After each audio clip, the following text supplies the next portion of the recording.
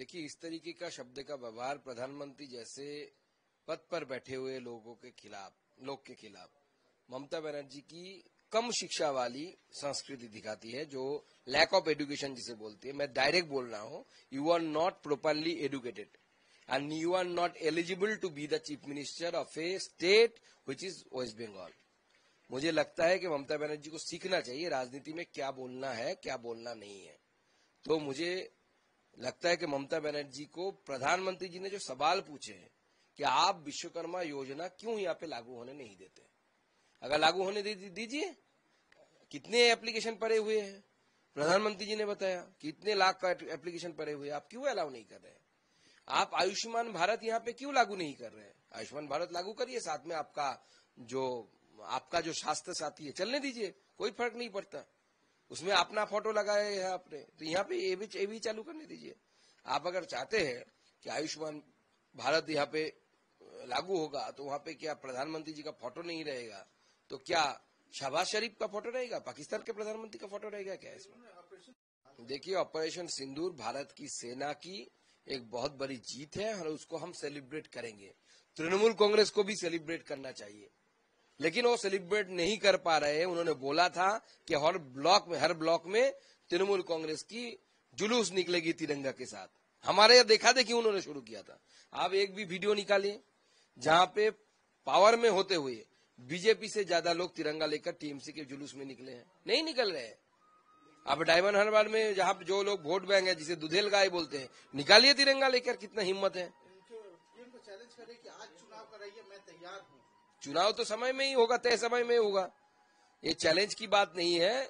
Challenge का समय आएगा जब चुनाव होगा, और चुनाव के समय हम दिखा देंगे ममता बनर्जी को कि बीजेपी में कितना हिम्मत है, बीजेपी में कितना सामर्थ्य है, और बंगाल की जनता में कितना सामर्थ्य है। बंगाल की जनता ममता बनर्जी की वोट बैंक में पहलगांव हत्याकांड की छाया देख चुकी है।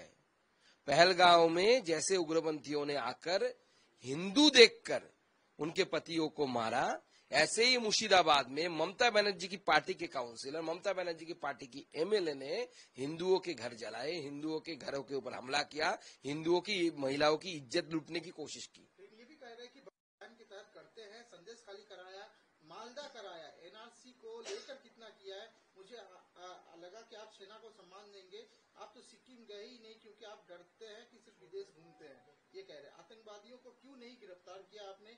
दिखने के लिए तो बड़े नेता हैं आप, अमेरिका के एक बार अब युद्ध रोक दिया वो कहा और युद्ध रोक दिया। आप न सच्चे हैं न अच्छे हैं। देखिए, ममता बनर्जी की ये जो बयानबाजी है ना, ये दिखा रही है कि उनकी दिमागी हालत ठीक नहीं है। वो पीएम साहब की जो स्पीच है, ये पावरफुल स्पीच की वजह से ममता बनर्जी पूरी तरीके से बौखलाई हुई है, और जैसे बौखलाए हुआ इंसान सबको काटने जाता है, सबके काटने के लिए ऐसे दौड़ रहे हैं। आप सब बोलते प्लान, अरे चोरी किया आपने। संदेश खाली में महिलाएं आज भी बोल रही है, आज भी आपका शेख शाहजहां, आपका चहीता, आपका गोद में बैठने वाला, आपका बेटे जैसा प्यार करने वाला शेख शाहजहां अभी भी जेल के अंदर है, और आप किस मुंह से बात करते हैं? मालदा में आपने मोथाबारी में क्या करवाया? हिंदुओं के घर तोड़े गए। आज भी चलिए ना, मैं ममता बनर्जी को चैलेंज करता हूँ, हिम्मत है तो चलिए मुर्शिदाबाद में, एक साथ चलिए, एक साथ जाएंगे, मैं भी जाऊंगा, आप भी जाऊंगा। उस लड़की के सामने ममता बनर्जी खड़ी नहीं हो पाएगी जो लड़की अपनी इज्जत बचाने के लिए छत से कूदकर झारखंड भाग गई थी। आपके लोग, आपके सिटीजन, आपके मुख्यमंत्री होते हुए अगर झारखंड भाग रही है तो शर्म के मारे आपको तो अपने पद से रिजाइन दे देना चाहिए, और आप बयानबाजी कर रहे हैं। आप आज तक क्या किया है? सोशल सिक्योरिटी जितना अच्छा यहाँ है पूरे विश्व में नहीं है।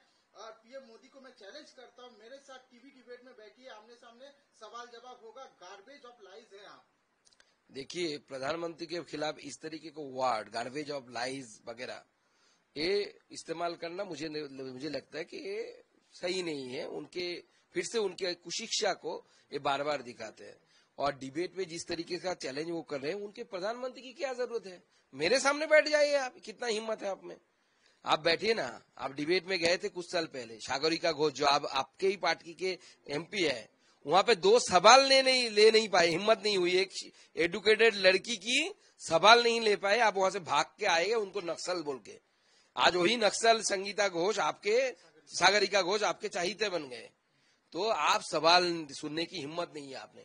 आप चोरी करते हैं और उसके बाद सिनेबाजी को सीना जोरी करते हैं। आपने एसएससी में चोरी की, नौकरियां बेची, आपने गाय तस्करी करवाई अपने पार्टी के लोगों के लिए, लोगों को देकर अनुव्रत मंडल से लेकर सबको लेकर, अभिषेक बनर्जी से लेकर, और आज भी आपके परिवार के सबसे नजदीकों से एक कालीघाट के काकू सुजय कृष्ण भद्र का कॉल रिकॉर्डिंग है, बयान रिकॉर्डेड है, उसमें वो बोल रहा है कि किसको कितना पैसा देना पड़ेगा। अरे आपके परिवार के लोग पैसे लिए बोल रहे हैं, कौन सा अभिषेक का नाम उसमें आ रहा है? अभिषेक बच्चन का नाम आ रहा है क्या? जिस तरह से वो बोले मत पूछिए।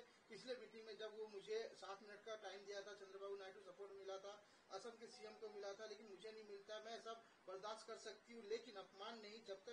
जब बात करने नहीं मिलेगा तो क्या जाए, खाने के लिए तो नहीं, मैं नहीं खाती नहीं हूँ। देखिए, वो शायद वीडियो नहीं देखी। तमिलनाडु की सरकार, तमिलनाडु में जो पार्टी है डीएमके, वो हमारी विरोधी पार्टी है। पिनाराई विजयन हमारी विरोधी पार्टी के सरकार चलाते हैं, फिर भी वो नीति आयोग में जाते हैं। तो सब में सबका सम्मान, ममता बनर्जी का सम्मान उससे सबसे बड़ा है क्या? यानी एक आदमी छोड़ के बाकी सब जाते हैं। पिनाराई विजयन जी इस बार अपने जन्मदिन के लिए नहीं जा पाए, बाकी सब लोग जाते हैं। सब लोग, कांग्रेस के मुख्यमंत्री जाते थे।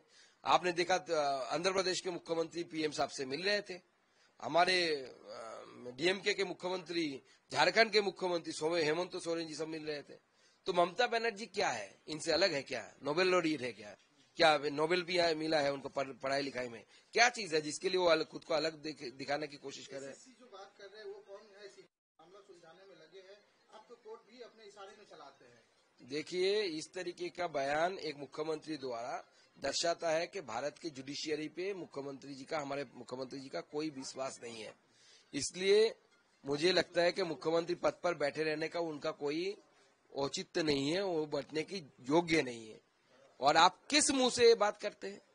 आपने नालायक यानी जो शिक्षक सादा यानी खाली ओएमआर शीट देकर जिसको नौकरी मिला है, उसको आपने बचाने के लिए सारे योग्य शिक्षकों को आपने नौकरी खा दी सबकी। कोर्ट में अगर योग्य और अयोग्य की लिस्ट अगर आप दे देते, एलिजिबल और नॉन एलिजिबल, तो पूरा मामला ही सलटा जाता। आज की रैली से क्या लग रहा है कि बंगाल में टीएमसी पूरी तरीके से बखलाई हुई है और ऐसे बार बार प्रहार पड़ेगा। मुख्यमंत्री जी को समझाइए कि बार बार वो आकर तो प्रेस कॉन्फ्रेंस नहीं कर पाएगी, उतना हिम्मत भी नहीं है, उनके पास इंफॉर्मेशन भी नहीं है। मुख्यमंत्री जी बार बार झूठ बोल रहे हैं।